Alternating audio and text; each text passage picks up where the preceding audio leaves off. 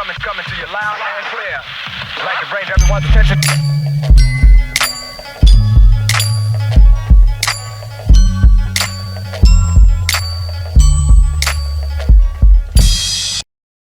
Alors bonjour Hervé, écoute, merci de nous accueillir dans ton lieu d'entraînement. Merci à toi. Est-ce que tu peux te présenter un petit peu rapidement pour nos internautes? Donc je suis Hervé Banti, j'ai 38 ans, ça fait une vingtaine d'années que je fais du triathlon, sur courte distance, sur longue distance. Je suis allé au jeu en 2012 pour Monaco. Et maintenant je suis tourné sur longue distance, sur Ironman essentiel. D'accord. Justement sur cette distance Ironman, on va parler si tu veux bien du parcours natation plus précisément puisque c'est l'objectif de notre activité. Qu'est-ce que toi tu conseillerais à quelqu'un qui démarre ou qui voudrait se lancer en termes d'échauffement? Parce que je sais que c'est toujours un problème, l'échauffement avant la course. Plus votre niveau sera élevé en natation, plus l'échauffement sera important. Ouais. Pour justement se préparer au choc du départ, à ce sprint qui est si difficile à encaisser. Donc, si vous êtes un bon nageur, aux alentours de 55 heures sur Ironman, c'est passer un petit quart d'heure dans l'eau avant le départ. Échauffement progressif, puis quelques sprints, quelques 25 mètres. D'accord. Histoire de sortir bien chaud.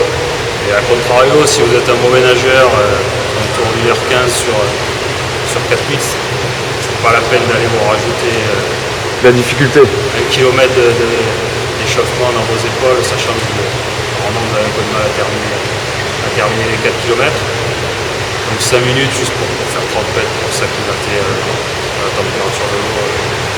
C'est ce que je préconise. D'accord. Tu conseilles quoi qu'il arrive d'aller au moins dans l'eau entre 5 et un quart d'heure. Voilà, au moins pour s'acclimater, pour éviter le choc thermique et petit échauffement à sec peut-être avant, c'est un peu faire tourner les bras, bien mettre la combi, bien ajuster à sa taille, c'est toujours un petit peu. On serre toujours un petit peu, faire rentrer l'eau dedans.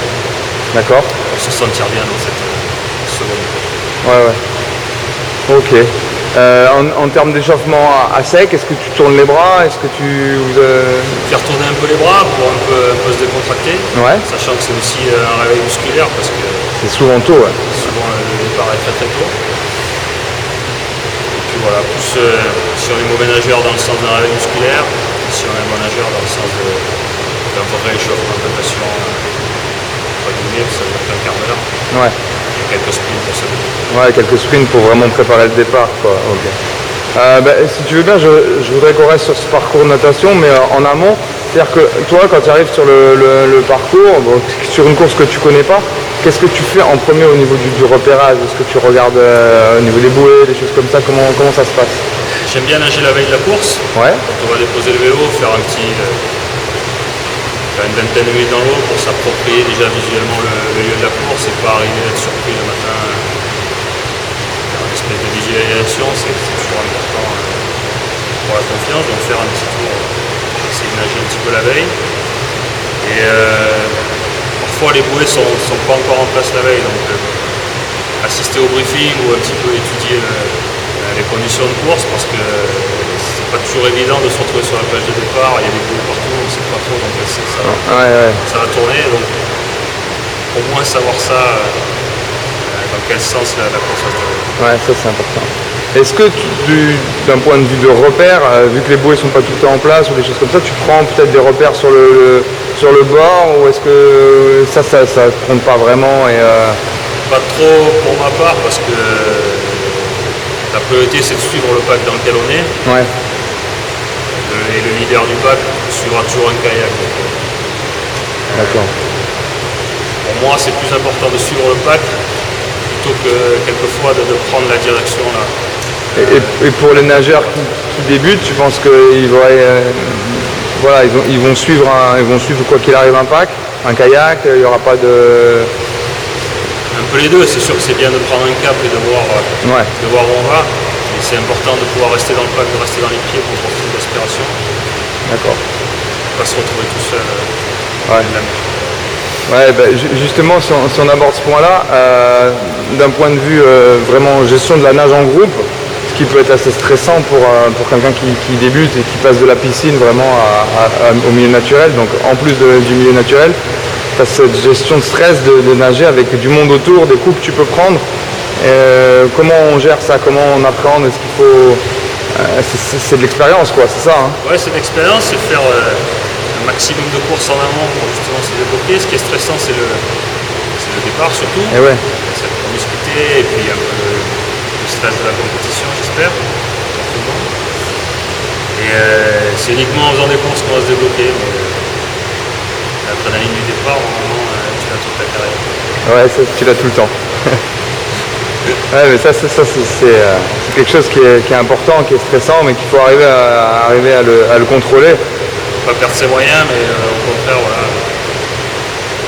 se magnifier un petit peu le jour de la course plutôt que de perdre ses moyens. Ok.